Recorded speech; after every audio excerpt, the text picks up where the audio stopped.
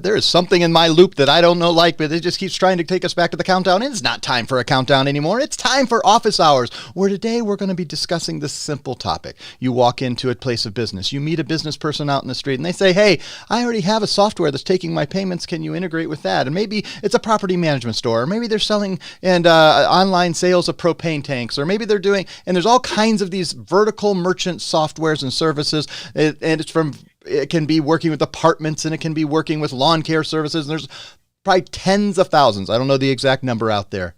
And today we're going to talk about specifically how you can help them. And you don't have to walk away, tail between your legs, and think I can't do anything. There are ways to do this. There are ways to fix this. And it also ties into what we talked about yesterday with Mr. Danny Shard on ISVs. We'll bring it out all together. But before I do that, let me bring up the man, the myth, the legend, the only counterpart, because Jenny is off this week, Mr. Mike Stetzel. Mike, how is life in chilly, frigid Indiana, as you're probably a couple degrees cooler 2 hours north of me, I'm guessing. I don't know. I haven't looked at the weather. True. It's 15 degrees. So, we're just moving on. It snows a little bit every now and then. It's a little slippery. There's a little ice. Nothing treacherous, though. So it's okay. We're getting there. Spring is coming. It is. It's it's just a chilly time of year, and I don't even know what the temperature is outside like right now, but hopefully I know the sun is shining. I can look out the window away and think, hey, at least I know the sun is shining. Probably means it's colder because the sun is shining. None of those clouds keep it warm. I'm going to guess, Mike, you've been doing this for a long time. You have a lot of partners who call in and say, hey, I just met up with this. They do this type of software. They have this. And then it's the grand hunt to see if we can integrate with it. What's your take? Do most partners walk away when they say, hey, yeah, we can integrate with it, but it's got to be authorized.net? Or, hey, what's the general take when they say hey, there's a property management software, or they are doing their processing through some type of scheduling software? It's there's all these unique ones and these niches that people build softwares for. What's your take of what partners' general response is when they come and find that out? I think they're the partners we probably don't even hear from. They just kind of, like you said, they kind of just go, you know what, never mind. I'm gonna run away from this. Others will do a little bit more and call and ask the famous question: can we integrate with blank? So the ones that are willing to dig and learn a little bit more are definitely calling and asking that question. Yeah. So I'm going to use... It's easier to walk away, though, sometimes for others. And so, I'm sorry. I answered your question kind of backwards, I feel like. But, there's plenty that walk away from it. And as you said, they're becoming more and more popular. We can't walk away Well, and the biggest of the softwares have realized that they can make money in the payments. So if you're talking about medical practice software, dental software, some of these specific things, and they realize that they can become a PayFac, or some of these softwares have been bought up by some of our competitors, and we've bought a few of them that are buying, they've become completely like the only way to work with them is to become an agent of them. And there's lots of different ways, but there's still lots of ones that have either not integrated payments. They are looking for new integrations and new opportunities, or that you can provide enough value. And so really, I wrote down some notes. So I came up with this idea 4 weeks ago, wrote down some notes, and started looking at those notes 10 minutes ago. So bear with us. And Mike hasn't heard anything. So if I put him on, in an awkward spot, it's all on me. So this is all on me this week. But I wrote this. I said, you have to decide your strategy. And at some point, I'm going to put these together. But number one, you have a choice. You can work with them and figure out, can you integrate? And sometimes, I'm going to be honest, sometimes if it's a big enough account and they say this thing is, I'm going to use an agnostic, or not agnostic, but a fake term. This only integrates with Mars Pluto payments. And you may say, man, this person's doing $175,000 a month. They're willing to do it at a high margin. I'm going to go see if I can become an agent of Mars payments. You're going to be surprised that a person at PayProTec may say that. That's not my first choice. That's not what I want you to do. But if they say that it only works with that, very likely we have nothing we can do and the only way you can work with them is go see if maybe you can sell their product. And that's just the way it is. And I always say, hey, if they say they will only take Square and that's the only way to work, make sure you sign yourself up as a referral partner, because you can make at least $250. Maybe you don't want to do it. Maybe it's not worth your time. Maybe you want to compete, but it is worth, they'll pay you $250 for that referral if they haven't already connected. If they're already connected with Square, walk away. Nothing you can do. Number one, you can work with them. Number two, you can help them integrate. You can make that choice. And there are a lot of them that you can do that with. I would guess it's about 5%. These are total guess numbers. I don't know. 5% of people the software is completely owned by something and they're not going to integrate anyway. And you guys have to make a choice if there's another way you could work with them. Maybe you're going to sell their software and make a little spiff off their software fees, something like that, if that's something you wanted to do. Number two, I'd say at about 50% of the time, they may say, hey, yeah, I'm looking for other integrations. And if we can come into conversation, we may be able to provide enough value that they're willing to do the work on their end, and we'll do the work on our end to do that. And that's that ISV integration that we talked about. Right. And you can go look that up specifically from yesterday with Danny and I talking about it. It's a longer plan. The number three thing is you can decide that you are going to be the value and that you're going to decide that, hey, I'm going to be the differentiator. I'm the one it sets them apart. And I think, Jordan, I do appreciate that. Yeah, I like it when people are watching live and put a little chatting. So it's worth the conversation. It's always worth the try. And so you have that chance to say, hey, I'm going to step in and maybe they're going to use us. And I'm going to provide so much value and so much work on it that they're going to be willing to use a side saddle and bring it back into the software that they're using, bring it back into that vertical merchant software that they're trying to do. The last thing is, and I'll discuss this, and I'm just going to put it out there and I'll describe it later, you can Sherlock them. And I will describe what that means. That's an interesting way to do it, and we'll look at it. Mike, as I bring you back up, those are the three ways. What do you think? Most of our partners, we think, don't even bring it to us. They just walk away. Too much work, not worth it. We're seeing more conversations, even after yesterday. We saw lots of you already email in and say, hey, I may have an opportunity with ISVs. That's awesome. We're going to dialogue and walk down that trail. But a lot of our partners provide and make themselves the differentiator. They're the value, and they're able to convince them to be able to use what things are our partners doing to be able to convince people to say, hey, maybe we're going to put a Deja Vu or a Pay Anywhere next door and do all the payments there, and then take that payment information back in. What are you seeing that our partners are able to do that with? Well, there's one thing that I think, and we preach about it the most, is, as you just said, our partner is the value. Most of those payment systems connected to that software are only going to be available by an 800 number or a live chat potentially. Now you've added some local service back to your office setting, whether it's the dentist, the doctor, the chiropractor, any of those things. And secondly, maybe this particular practice or business is ready to try Edge. So now we have a couple things in play here. We have a relationship and we have the ability to save them a pretty significant amount of money.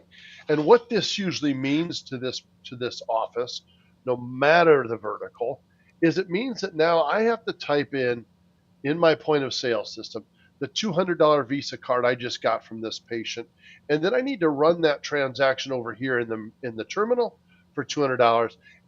And my other little step at the end of the day is I need to make sure that these two printouts match, my POS and my terminal. For efficient people, we're talking about minutes added to the day for the benefit of having a local sales agent and $2,000 back to the bottom line of your company, for example. So those are the two things that you can explore with this office manager or this person that you get to speak to is, are you willing to do something a little bit different? Let's not process in the POS. Let me help you set up a different option to process your cards. I'm here to help you set it up. I'm here to show you how to use it. I'm here to help you troubleshoot that, et cetera, et cetera. Comfort level is established now between you and this person at this business because they didn't have that before now. So that's one really big option. And I know just from the agents that I deal with on a regular basis, we've seen that happen a lot. Yeah, I mean, I think adding that, hey, any type of little value you can add outside. So maybe they're just taking payments through some type of virtual terminal, and maybe they have a side saddle terminal and they're doing some card present solutions. But you can offer them, hey, does it integrate with QuickBooks? Maybe that's something you want to offer to them.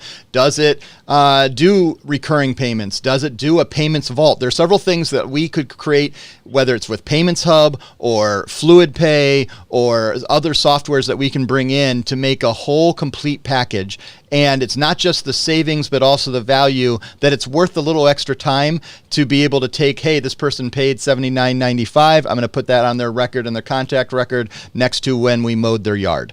And the little bit of step because they're saving and getting other value and can ask questions. There's all kinds of things that can do that. Now, I teased a term earlier. Are you familiar with this term? And because I know the history of it, called Sherlocking. It's a traditional business term. If you put it in, you're going to find it. Are you familiar with that term, Mike? I am not. I am, but it's associated with two other words that are not probably related here, right? I'm assuming that's what was in Jordan's head too. So, yep.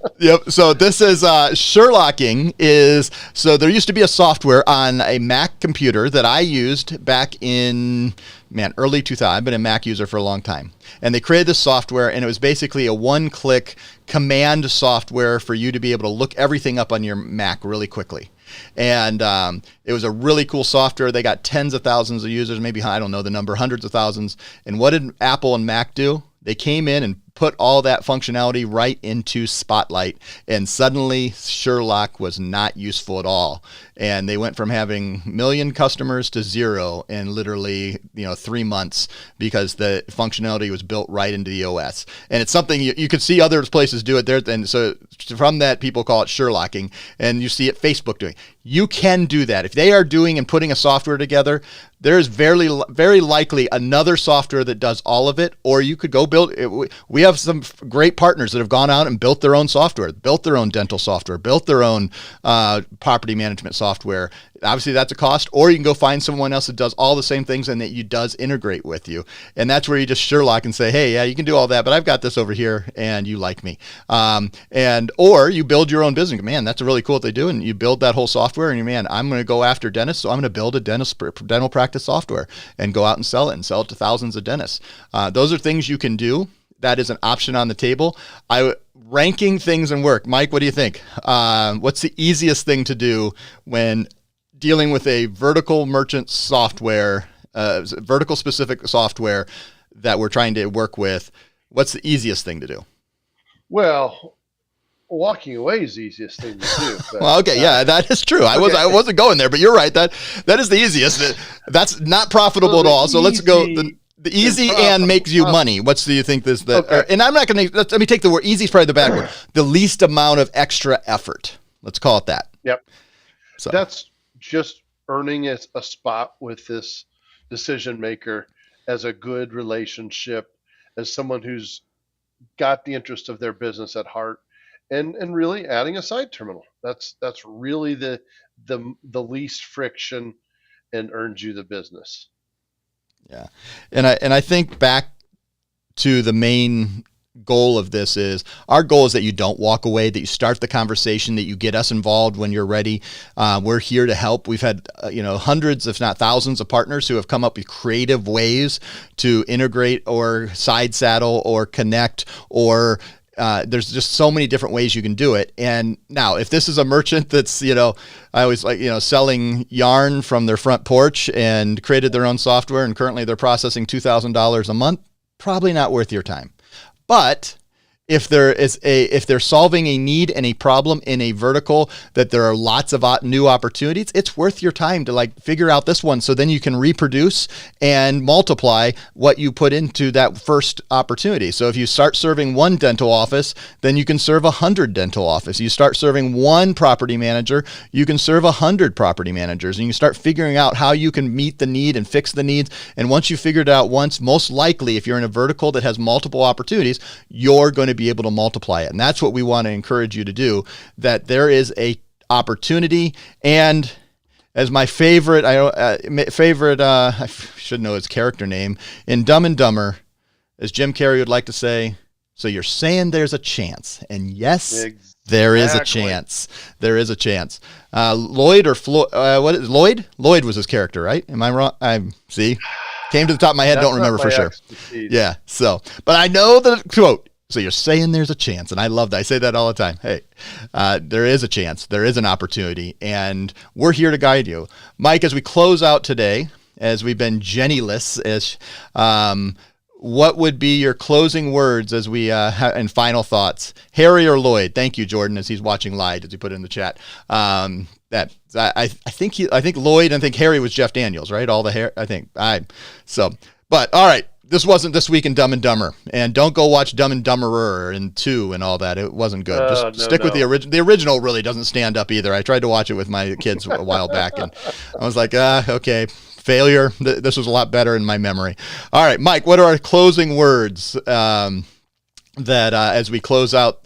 How do we work with these vertical merchants? Closing words and closing thoughts for PayProTec and our office hours team? I kind of look at it as one of those opportunities, like maybe selling a POS system to a customer, to a restaurant. They want a new POS. You haven't found the right time. They haven't found the right time yet to do that. So they're on your burner that's periodic.